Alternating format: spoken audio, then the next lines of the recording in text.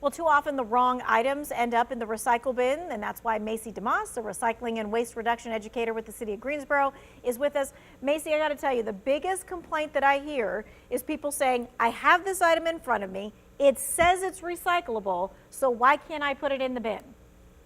Right. So there are so many things that could possibly be recycled somewhere, but they're not recyclable everywhere, right? There are local markets for recycling, and we really rely on our regional and local markets for recycling. So just because something can be recycled somewhere doesn't mean it can be recycled here. And there's not really much oversight on who can put recyclable on something. So basically, if it could be recycled somewhere, it can have the recycling symbol on it. There's no like legislation or oversight. So this 6-pack ring is not recyclable here or most places, yet it says on it, recycle me, made out of 100% recycled, and please recycle, even though this should go in the trash. So it has to do with local markets, and just because we collect something doesn't mean there's going to be an insight for it.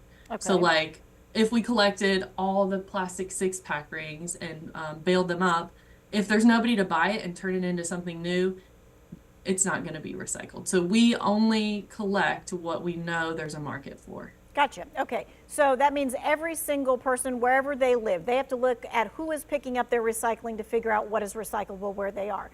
City of Greensboro Yes. has a new pilot program using smart cameras so that they can see inside to people's recycling bins. So let's look at some of the pictures of that smart recycling. So there's the camera recognizing, hey, this is not something that can be recycled. So what happens when the smart camera looks in your recycle bin and finds something that it shouldn't be there?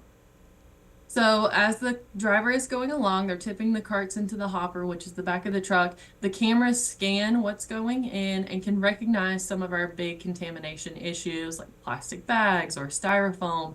And when that happens, a picture is taken and a postcard is automatically generated to mail to the resident to educate them about what contamination we've seen and how they can improve their recycling and do better. So this is just really an education program, and we're sending out postcards that have information on them about what you can and can't recycle, and an image with the contaminant in a box, and the rest of everything is blurred out as you saw in the picture.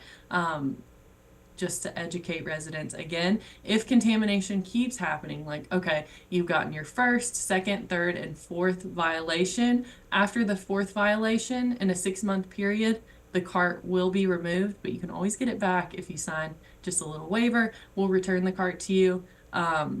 Again, there are no fines and fees associated with this.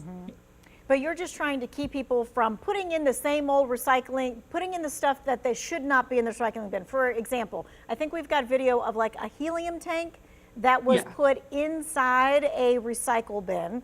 And obviously, when you see a helium tank inside a recycle, you know that that cannot be recycled. Hopefully so, but some people just really don't know. So we're trying to meet people where they are, which is their recycling bin. We can send out all the little notice, little calendars with images and things like that, and updates. But really meeting people where they are has been proven to give us results in reducing contamination. So meeting people at their carts is the best thing. And not only does this help the city and lower contamination costs, also with things like helium tanks, that is a risk to our workers.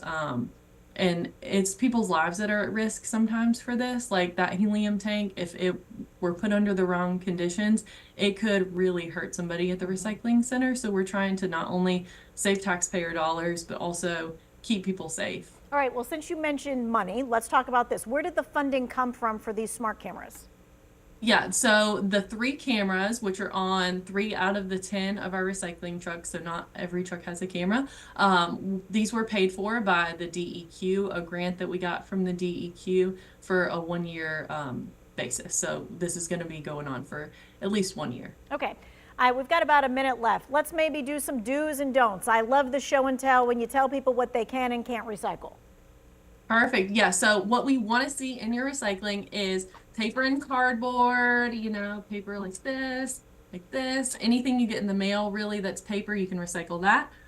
So paper and cardboard, metal food and drink cans like this, or maybe your green bean can, drink cans, And then plastic bottles, like soda bottles, mustard bottles, soap bottles, plastic tubs like this, or a butter tub, a sour cream tub, and plastic jugs.